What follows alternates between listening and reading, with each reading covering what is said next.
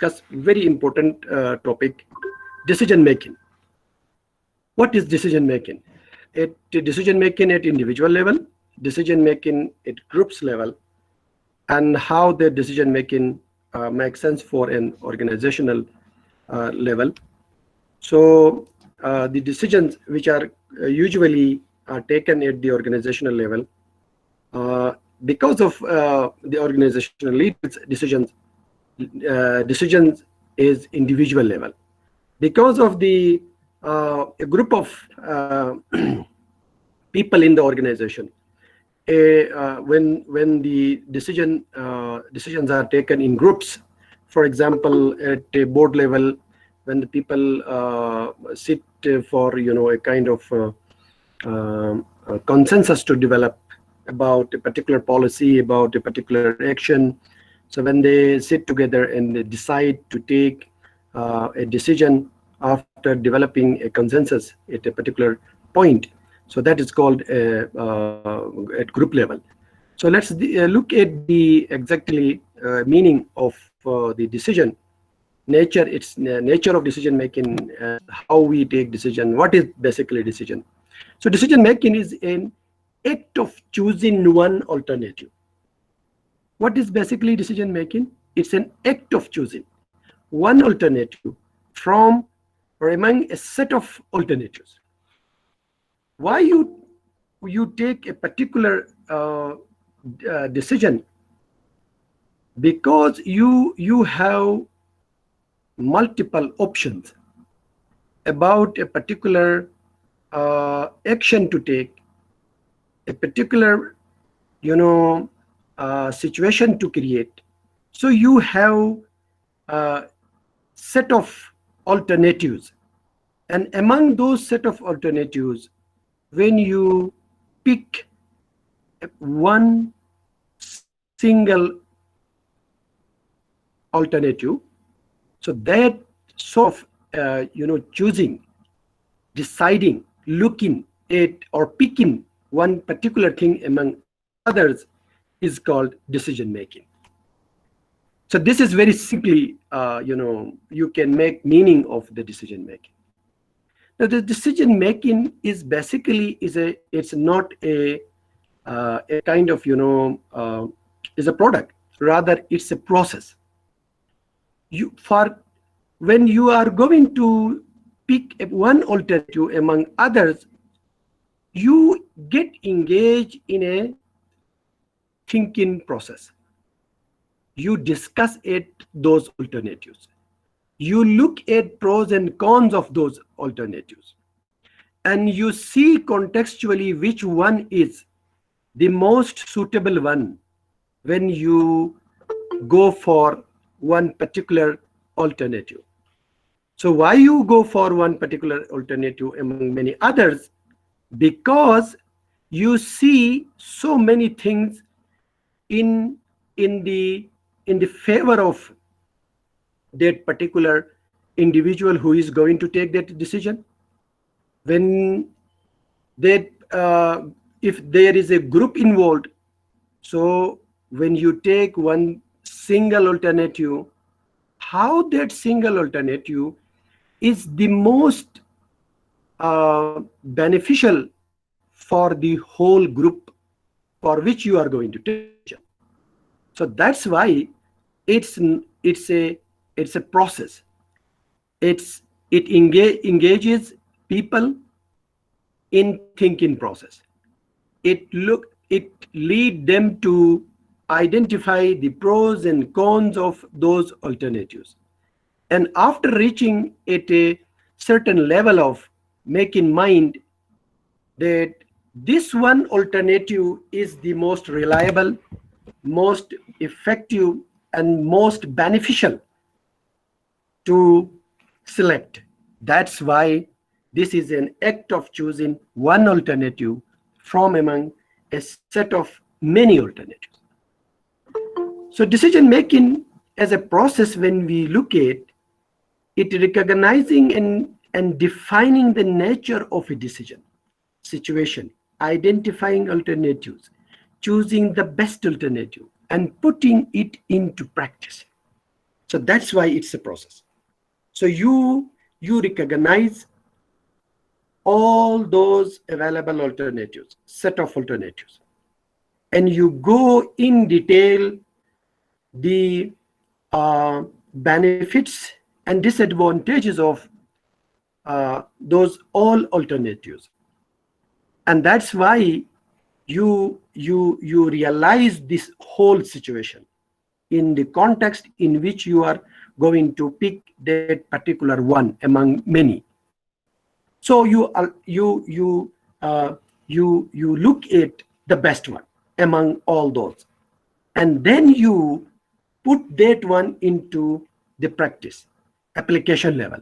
You decide, okay, decided this one is the most suitable one, is the best one among other alternatives, and we should go with this alternative and put into practice for this particular situation.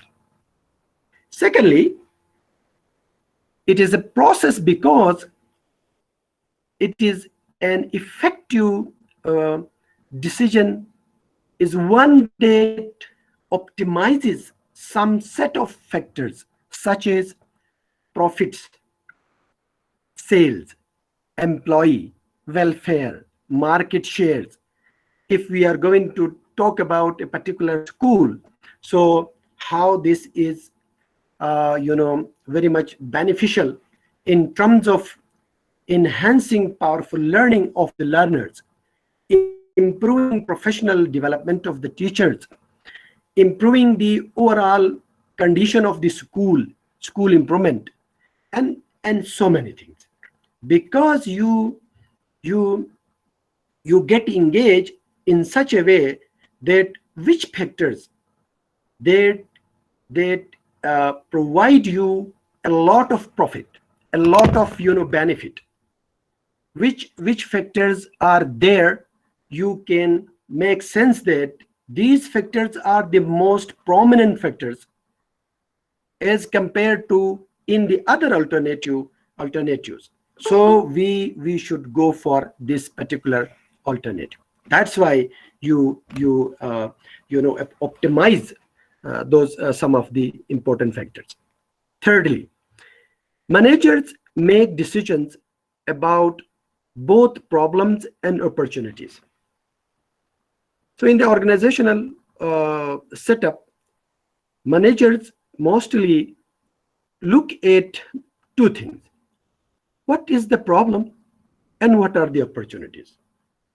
So if we decide a certain level of thing, so how we deciding or picking one particular alternative, and that alternative is very effective to resolve that problem, and by resolving that problem, what are the opportunities available for us which help us to solve that problem in an effective and efficient manner. How those opportunities help us to solve that problem in a very easily manner, because this is very critical situation. If you take a decision which have very limited opportunities, but yes, that alternative can solve the problem, as compared to that another alternative has multiple opportunities which facilitate in a better way, and that help us to solve the problems in an easy manner. So this means that this alternative which have multiple opportunities which facilitate in an efficiently manner is the best alternative that solves the problem, that have multiple opportunities. Because of those multiple opportunities, this manager can easily solve the problems in the organization, and that is the way we can go for that alternative. So these are the important things. While you take decision, you have to reflect on that. So when you look at in detail about these kind of the things, your process of decision making becomes a matured process, and finally it gives you a kind of comfort in your decision making, and that is very beneficial for the if the manager is taken, it's beneficial for the organizational level. If one individual at personal life or at individual situation takes that decision, that gives comfort to that individual with reference to all these kind of the opportunities that person has in hand while solving a problem that the person is facing. So this is the way you can make sense of the importance of the decision making process. I think it's quite clear. So decision making is an act of choosing one alternative from among a set of many alternatives. And secondly, we discussed that decision making is a process. It's process because it engages people by recognizing, identifying, multiple opportunities, and look at multiple, factors, looking at the alternatives, identifying the strengths and weaknesses of those things, the pros and cons of those alternatives, and finally we look at the things which are, can easily you achieve those things in such a given period of time, and which have lots of profit, lots of market shares, welfare of the employees, or benefits to the institution. If you take the example of the schools, it facilitates the learner in their powerful learning. It enables the teachers to improve their teaching learning practices. At the end, the school gets highest level of results in the light of the school improvement, etc., depending upon the nature of the organization in which you are going to take decisions. So that's why decision making process is a very engaging, it's a very interesting process, which enables individual to make sense of how they should get engaged while taking a particular decision. And finally, we talked about, so decision making process, the managers, particularly at the organizational level, they look at two important things. What is the nature of the problem? How can we solve that problem? And what are their most importantly the opportunities which can help us to solve those problems? If those opportunities are very rich opportunities, with the opportunities which are very enabling opportunities, so you as a manager, as a decision maker, your focus remains on looking at that alternative which have multiple opportunities to facilitate the decision maker, and that can easily solve the problem for the organization. So this is how you can make sense of decision making in your own life, at personal life, at the same time at the organizational life. For example, you are a general manager of an institution. So when you are going to take decision, you must reflect on all those kind of the process, decision making processes. So, and look at the things, the pros and cons, benefits and loss, and comparing those things, and looking at which one is the best one among those alternatives, and etc. So that's how you can make sense of decision making. Now we look at types of the decisions. We have developed a clear understanding of the decision making, and we have developed our clear understanding of the decision making process, and we discussed so many things in the process of decision making, how we should get engaged in that process. And we here going to look at the types of decision which we are going to take. The first one is programmed decisions. Another one is non-programmed decisions. Now we see what is programmed decisions. For example, a decision that is a fairly structured decision or recurs with some frequency or both. Examples: starting your car in the morning. Starting your car in the morning is a program decision, because if you have to travel, you need to start your car, and there are some of the processes. So you go through those processes and you start the car, and after a while you start your travel. So this kind of decisions, in which something is fairly structured one, which do not need any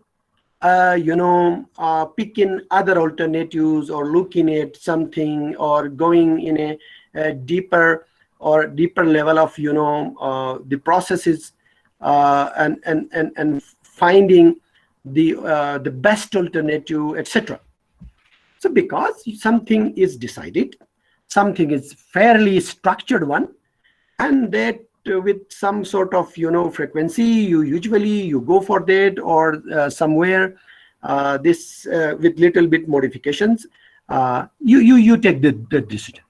So this sort of the decision is called a programmed decision, while another one is something different, that is called non-programmed decisions.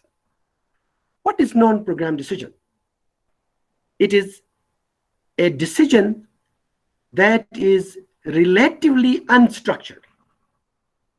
This means that every time you have to use your brain, you have to use your head, you have to look at the alternatives in a very critical manner, and you have to evaluate, you have to assess, and you have to find out why you are going to take one particular decision among many other alternatives.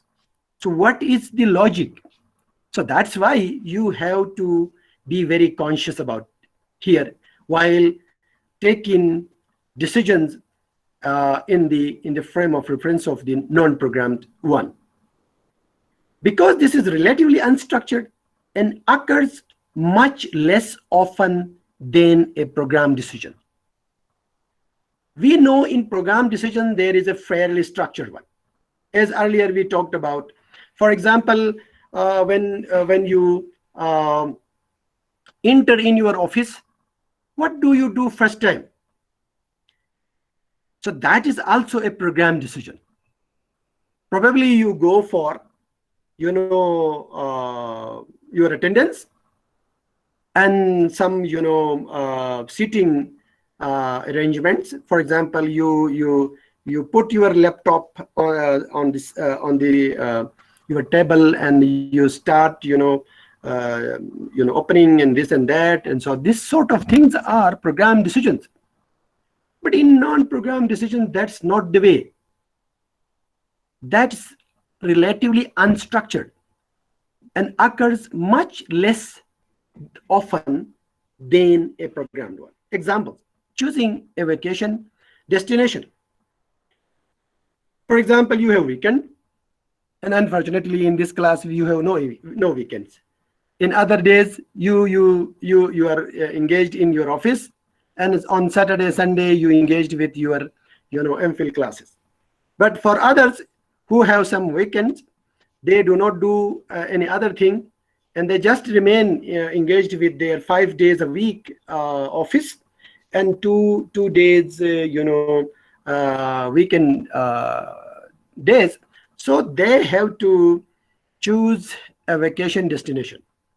Let's go to Funda. Let's move to Gojal, somewhere, Chipperson, like that. So when you choose such kind of vacation destinations, so these less frequently occur in your life. So for that you have to go in detail the process which we previously discussed. So how you pick a particular alternative among so many things, what kind of the things you have to take care, why you should take a particular decision and reject some others. So this sort of thing is very important to understand. So here in this particular picture, you can see some conditions, because when you have program decisions and you have non-program decisions, and there must be some sort of conditions which help you to make sense of you reducing the risk of failure, reducing risk of loss. So that's why we have to be very much conscious about decision making conditions. For example, the decision maker faces conditions of risk, conditions of uncertainty, and conditions of certainty. So when you look at this particular thing, between certainty and uncertainty, there is a risk. If you come closer to certainty, your level of risk will be reduced. While you opt for an uncertainty, the level of risk will be higher. Level of ambiguity and chance of making a bad decision is higher with reference to uncertainty and lower with coming closer to certainty. While in between you decide, that is a moderate risk. So understanding these conditions in decision making is also very, very important. When you take a decision at organizational level, you need to analyze. You need to analyze these kind of the things which have the higher level of certainty and which have a lower level of risk. At the same time, when you go for a particular kind of decision, and that is high level of uncertainty, means higher level of risk. So this sort of conditioning is very important in your life to consider at the organizational level and at the individual level, at the group level as well. So decision making under certainty means a condition in which the decision maker knows with the reasonable certainty what the alternatives are and what conditions are associated with each alternative. And this is to find and this is to understand at this particular level is very important. If you know the nature of all alternatives, if you come with clear understanding of which alternative have higher level of risk and which alternative has a lower level of risk and which one has a moderate level of risk. So you need to be very much conscious about making a particular decision that has benefits for you in terms of low level of risk. Another important thing is decision making under risk, a condition in which the availability of each alternative and its potential payoff and costs are all associated with risk. So that's a kind of, as earlier we discussed, that risk is there when you have uncertainty, when you closer to uncertainty. But if you are very much certain, this level of risk goes lower, low level of risk. So that's very important to understand, because risk is risk, and that gives you negative results, that gives you loss in your life. So that's why how to reduce that loss, how to reduce that failure, you have to be very certain. If you are very certain about a particular sort of situation, this means that you reduce the level of risk. If you are uncertain, this means that your level of risk is higher. And when you look at this uncertainty, decision making under uncertainty, a condition in which decision maker goes not knowing all alternatives.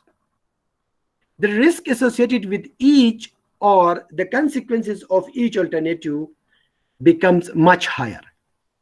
So that's how you can make sense of these conditions. So in today's class we have gone through some of the important aspects of the decision making. Decision making a is a very challenging situation in one's life. No doubt it's very challenging because it involves your wisdom, how you pick a particular alternative among so many alternatives. And secondly, we have came up with the understanding that decision making is a process. It needs individuals, it needs group to recognize all those alternatives, defining the nature of those decisions and the situations in which you are going to take those decisions by looking at those alternatives and picking the best one among all those one. And when you finally put the selected one into practice, so this is a long process of making sense of your decisions. And secondly, we discussed that decision making is an effective way when you come up with your clear understanding of which one has more profit, which one has loss, which one is best for the organization based on the market competitive edge, and that is the beneficial for the employees and their welfare and for the prestige of the organization, etc. And finally, you look at that managers who take decisions must know that what are the opportunities for them which mostly enable them to solve their problems in an effective manner. If the opportunities are higher and those opportunities enable the decision maker to take the decision which easily solve the problems of the organization, so this means that that's one of the sense making thing to look at that alternative. And then we have gone through the the types of the decisions which you come across with the two kinds, which one is the program decision, while the another one is the non-program decisions. In program decisions, we have developed our understanding that program decision is fairly structured one, which occurs frequently in our life. We have taken an example of the starting your car in the morning. This is a program decisions, and you take decision based on a routinely performing things, so you go for that. And second example we have taken that when you reach in the office early in the morning, what do you do first? So that's how you can make sense of the program decision. Whereas we have developed our understanding of the non-program decisions and the nature of the non-program decisions, how this is different from the programmed one because of the nature of this decision, which is rarely occur in your life, which is something not often happens in your life. So the nature is something unique. The nature is something innovative. These things occur in your life from time to time with the varying degree of its occurrence. So we have taken an example, for example, choosing a vacation destination. If you have to decide to go for a particular destination for a week past your vacation, so this is how you have to go for a long list of alternatives and pick in the best one which help you to give you more comfort and enjoyment in your life and less loss. So that's how you can make sense. And finally, we have come up with our understanding of whatever the program decisions and non-program decisions, there are some sort of conditions. The condition means there is a certainty. If you are going to take your decision under certainty, this means that you are very wise. Your decision is a wise decision because you know the level of risk when you go for a decision which under the uncertainty, this means that the level of risk is higher. Whereas in between, when you have some sort of thing that is neither certain nor uncertain, so that is a moderate level of risk. Risk is there. Risk is everywhere there. In all those kind of decisions, risk is there. So somewhere the risk is moderate, somewhere the risk is low, and somewhere the risk is higher. That depends upon these conditions and your level of your decisions, and how you wisely take those decisions. So that depends upon you, the way you are going to take decisions, how you are competent enough, how your wisdom helps you to lower the level of the risk in your life. So I think we have clearly developed our understanding of the decision making, its meaning, the process, the types, and the conditions in today's class.